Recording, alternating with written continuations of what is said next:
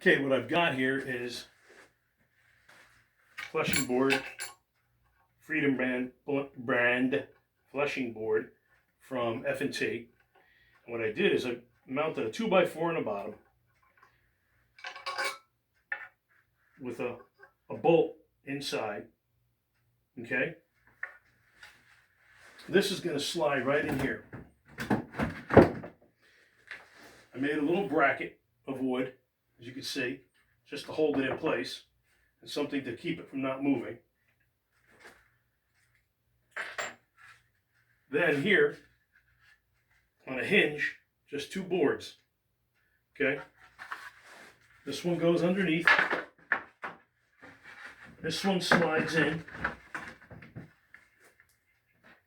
underneath on that bolt that I have. The washer goes on, and then I use a wing nut to just tighten it up. And this way, the board is against the wall, so it's solid, and it's also solid here. And when I need to, all I have to do is take that screw out, pull it apart, and store it. And it's a real simple thing if you guys are limited for space like I am sometimes. So like I said, now you just undo it. Just take the wing nut off. And what I'm going to do is I'm going to show you what that looks like underneath.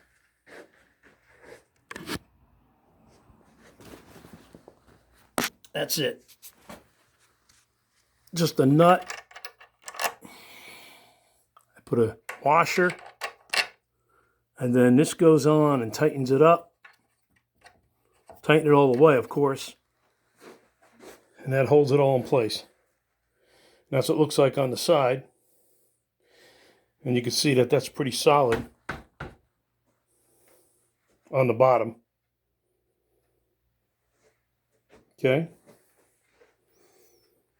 And then flushing beam is just used as usual. The skin's right on here, and it stays pretty solid. And then when I need to take it down, like I said, all I got to do is take it apart. And we'll do that so you can see it.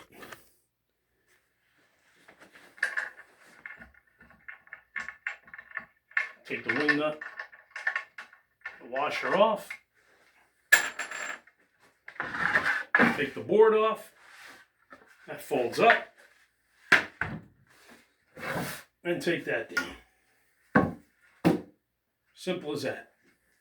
Okay, so just a little something. I figure some guys don't have all kind of space. Maybe they need something like this.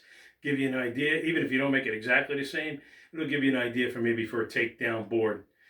And that's about it for today. I'm getting some raccoons ready to get sold and get out of here. And hope everybody has a good rest of the year and profitable in your trapping season. See ya.